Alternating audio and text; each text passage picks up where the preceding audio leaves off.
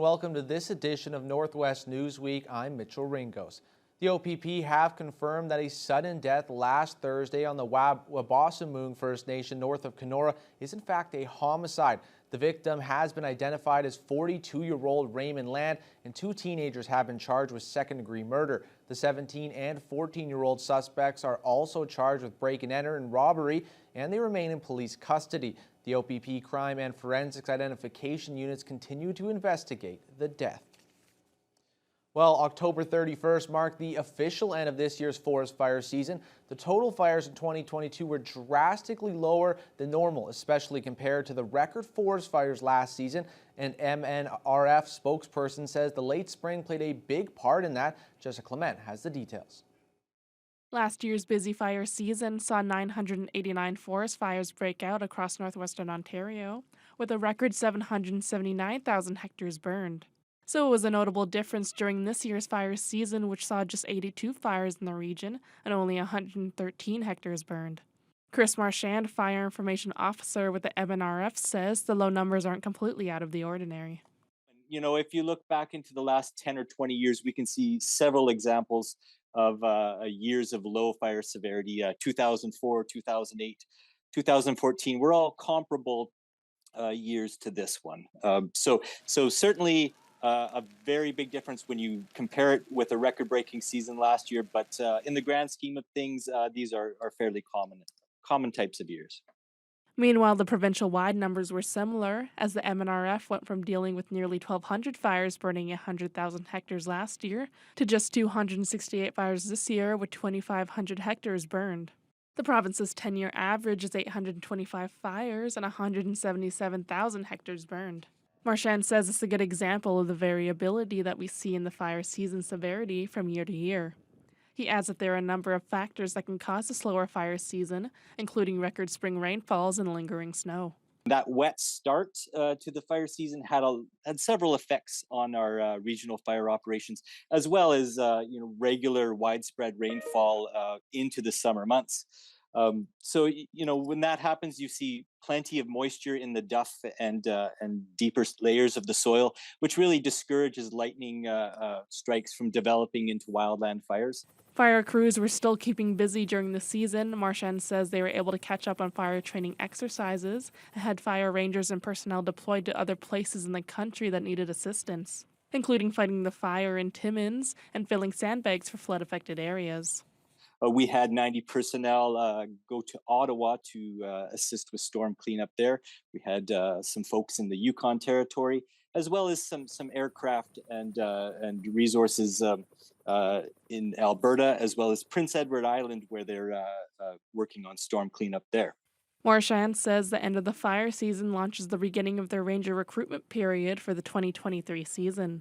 Interested candidates can submit their applications online at ontario.ca/fire ranger. Jessica Clement, TVT News. Well, an OPP officer in Kenora has been charged with obtaining sexual services for consideration, along with one count of breach of trust. 50-year-old Constable James Clark was arrested following a year-long investigation. The OPP first learned of allegations about inappropriate behavior by an off-duty officer involving an adult person in October of 2021. The 20-year-old OPP veteran had been on courthouse duty in Kenora since 2015 and is currently on leave. Clark has been released from custody pending his next court date.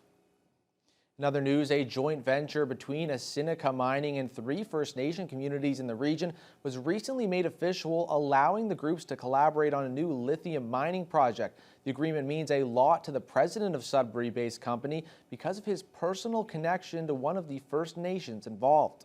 So I'm pretty excited for that to happen because I am a member of the Red Rock Indian Band. So knowing that there's a lot of new development coming to the north is exciting, and we can bring our type of work from Sudbury to the north. The other 2 First Nations to sign the agreement along with Red Rock Indian Band include Rocky Bay First Nation and Sandpoint First Nation. There was excitement during the signing of the agreement, including from Red Rock Chief Marcus Hardy, who sees this as an important step to ensuring First Nations are at the table. Whether it be construction logistics, whether it be any development with the Ontario government or Canadian government itself. We've always kind of been on the back burner or just a check in the box. Now we're a proponent and we're able to do business. The benefits and jobs and training for jobs and revenue sharing and it's a win-win. The mining site east of Lake Nipigon is expected to be developed in the second quarter of 2023. Disappointment, but also optimism. It's a mixed reaction from the Anishinaabe-Aski Nation following the recent ruling that rejected part of a settlement agreement that would have seen $20 billion going to First Nations children and families who were discriminated against by Canada's child welfare system. Lee Noonan has more. The Canadian Human Rights Tribunal rejected half of a $40 billion settlement agreement on the grounds that it excluded some categories of victim.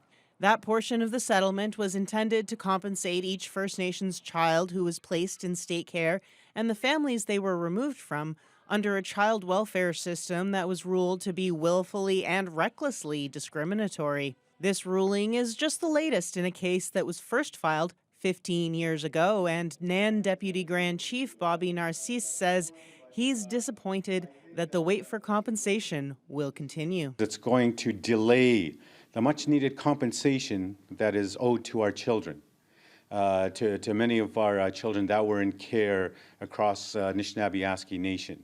However, Narcisse also says he's encouraged by the possibility of improving the settlement by expanding eligibility and increasing compensation amounts. It just means that we're going to have to go back to the table and look at ways to ensure that this compensation package is rolled out in such a way that is responsible. Indigenous Services Minister Patty Haidu echoed those sentiments, calling the decision disappointing, but also saying she's confident they will get to a solution that works. The next steps are, really reviewing what the tribunal has said, trying to get at that, what the tribunal feels is a missing aspect to the settlement, and trying to strengthen the settlement to ensure that we meet the terms of the tribunal. Haidu wouldn't give an estimate for how long the renewed negotiations might take, as they're still awaiting the tribunal's full decision and analysis, but she does say they will be refining the agreement rather than going back to the drawing board entirely. Lee Noonan, TBT News.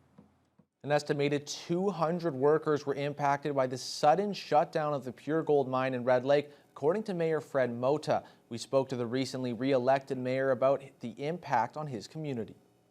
Pure Gold announced the immediate suspension of operations at their Red Lake mine on the day of the municipal election, citing significant financial difficulties. Production began there just over a year ago at the site of the former Madsen mill. Mota says he was anxious to speak with Pure Gold executives about their care and maintenance plan, which he hopes will not be in place long term. We don't want to see any mine closed down for whatever those reasons may be, and we want all of our residents to have employment.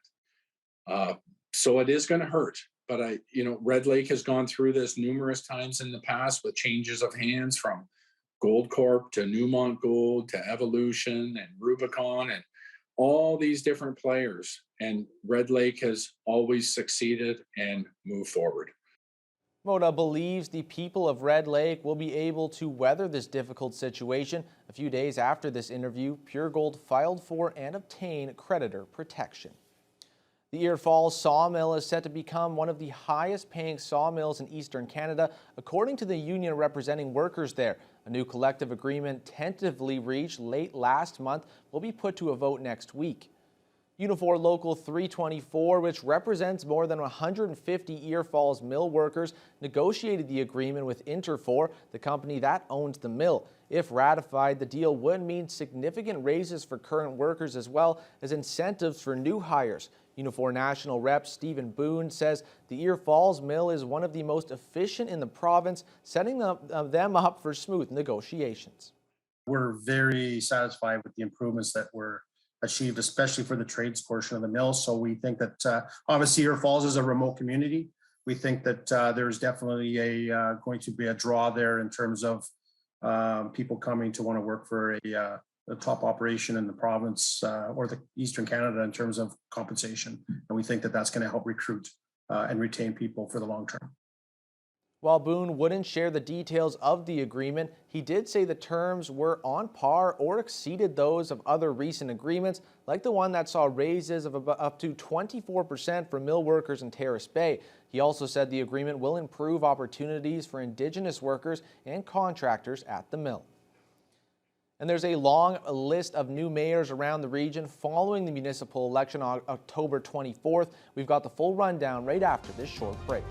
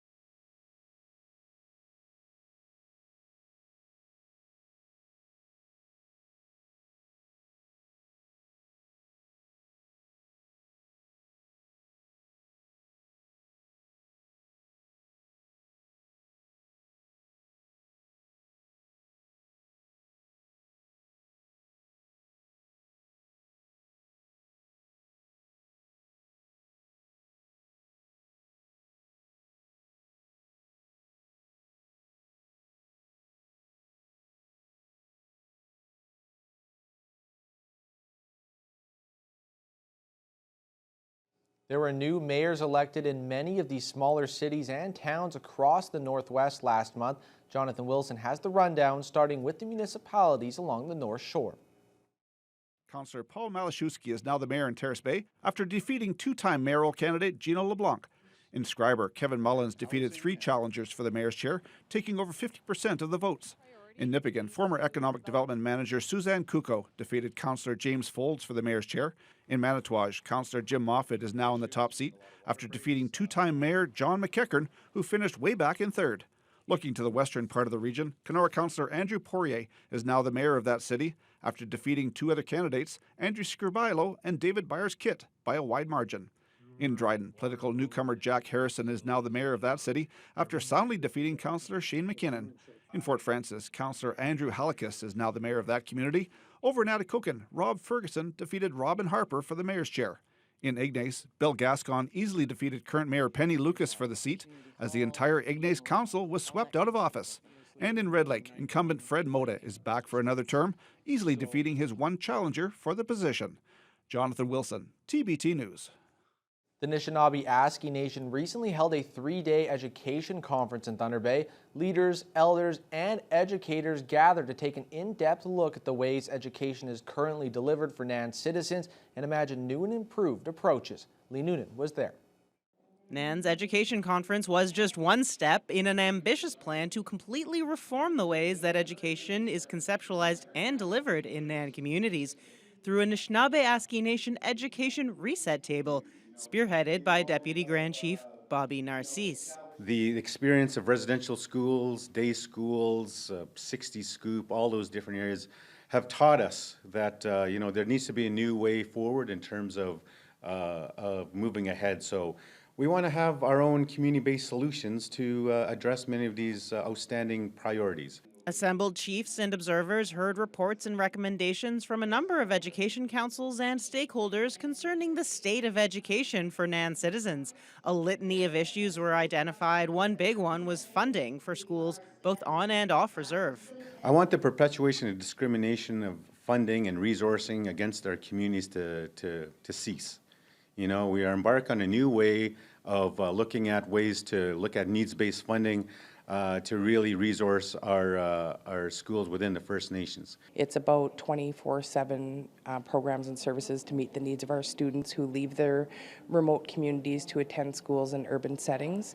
And, you know, our goal is to ensure that we can negotiate a funding formula with our federal government partners that meets the needs of our students today and in the long term. Another important theme was the decolonization of education and the need to protect languages and combat assimilation. If we don't do anything today, we are going to lose our language within 10 years if we don't do anything. We are with our children, we are with our grandchildren. So why can't we just start from there and start speaking our language to them? Just in the Anishinaabe Nation alone, we have 49 First Nation communities, 7 tribal councils, and you'd see we're very diverse as well, with diverse culture, languages, and those need to be protected and encouraged in any systems that we have. Following the 3-day conference here, the NAN Education Reset Table will be moving on to consult and engage with member communities on the myriad of priorities that have been identified for education for Anishinaabe Nation. Lee Noonan, TBT News. In other news, the First Nations Housing Conference held their 20th annual event in Thunder Bay with the goal of finding practical solutions to the issues faced in remote communities. It connected members of First Nation communities with housing professionals from across the country and beyond. Vasilios Bellos has the story. It was another successful First Nations Housing Conference this year, which is celebrating 2 decades of improving housing in these communities. The conference brings together members of First Nations and housing professionals to discuss legitimate solutions to housing issues, especially in remote areas of the region. Over the years, it's expanded to feature a Builder's Challenge as well, where those attending the event can test their DIY skills in a variety of competitions. First Nation housing community member Jonathan Gregg says year after year, everyone who attends is excited to participate. They look forward to coming to it because they know that we bring a lot of new technology, a new way of building houses, and just like anything, you always want to improve the efficiency of how we build and what we build. And the feedback is they always want to come back. And with First Nations communities, especially those that are remote, quality housing is crucial considering the unique conditions they live under. We don't have a Home Depot up north, right? So if you forget a few 2x4s, we're not talking drive down to the store and buy some 2x4s. You got to fly them up, you got to order them, and it's about 3 times the cost just for transportation. So we are very efficient in planning our housing packages. The event also recognizes community members going the extra mile to ensure safe and comfortable housing for all. That includes an award winner from this year, Tammy McGuire, who along with 4 others built 2 transitional houses for women and their children fleeing domestic violence. I'm hoping it's going to give them a chance to get on their feet and feel safe and comfortable and know that their community is behind them to support them. It's a relief just knowing that we were there for our community. This installment of the First Nations Housing Conference continued to build on what they've done over the past 20 years. It's the perfect opportunity to learn about the housing issues in First Nations communities and connect the right people together to nail down some solutions. Vasilios Bellos, TBT News. The first ever reconciliation run was held in Thunder Bay just over a month ago on Truth and Reconciliation Day. The fundraiser for the Mazin Najim Children's Foundation was organized by Delico staff, and they've now revealed just how much money the event raised. For the amount of $51,398.19. Delico Health Director Natalie Pavola had a vision of bringing the community together on Truth and Reconciliation Day to educate, inspire, and support each other. And that vision came true as more than 750 runners and walkers turned Boulevard Lake into a sea of orange. It was a sight that gave Pavola goosebumps and the knowledge that the event was even more successful than she expected. All the proceeds will help give Indigenous children and teenagers the opportunities to follow their dreams. I was pleasantly surprised that we actually did reach our goal. Internally, that was our goal to raise $50,000 for Mesanajam Children's Foundation. Dalico supports communities and families, and Mesanajam does the same thing. So we will always work closely together to support our communities and families. This is the biggest fundraiser we've had so far to date, and I felt like my jaw hit the floor when I found out about the amount. We're so incredibly blessed to have an organization like Dalico helping to support us. Opportunities are sort of boundless for students or for children now. And those opportunities include recreation, culture, education, and leadership experience that Mesanajam will be able to continue providing for Indigenous youth thanks to the $51,000 raised. Coming up after the break, some used ambulances are donated and transported to the Pikangikum First Nation.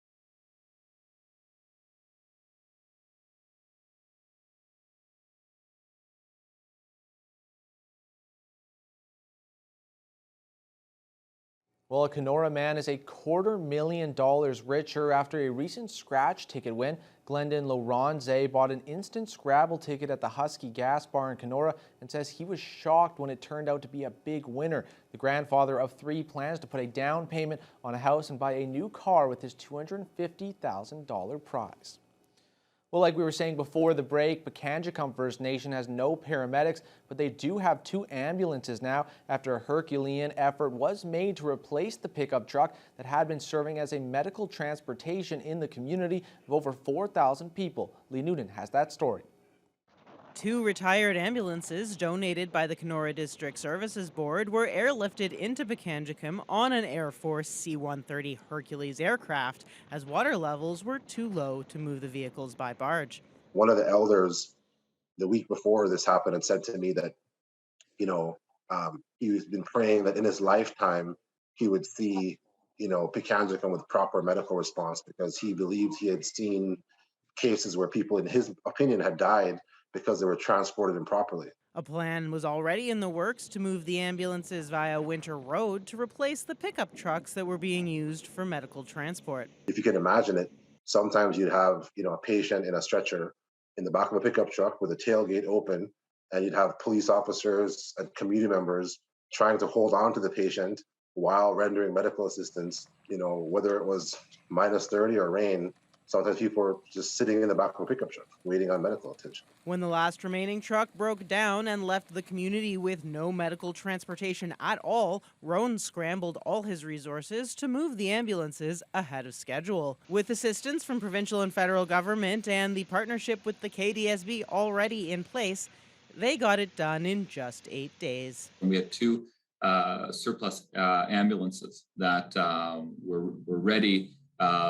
Mind you, we just had to get a bit of service checks done on, but really for the most part, we were able to act fairly quickly as well and support, if not, was supporting Picanch to make this happen.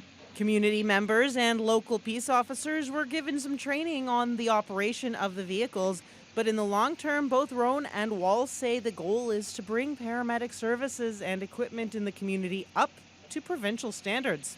The situation was so dire that, even a hand-me-down ambulance dramatically improved safety. I think the next step is going to be how do we work to ensure proper parity and proper equity where, the same type of equipment, standards, and funding is available to Picanchicum. We shouldn't be okay with First Nation communities in the far north to always get hand-me-downs or second-hand equipment. And I think that's, while this is great in the interim, I do think it's important that we look at ensuring that new equipment, new vehicles is something that First Nation communities are entitled to as well and will receive. Lee Noonan, TBT News. And that's all the time we have for this edition of Northwest Newsweek. Thanks for joining us, and we'll see you next time.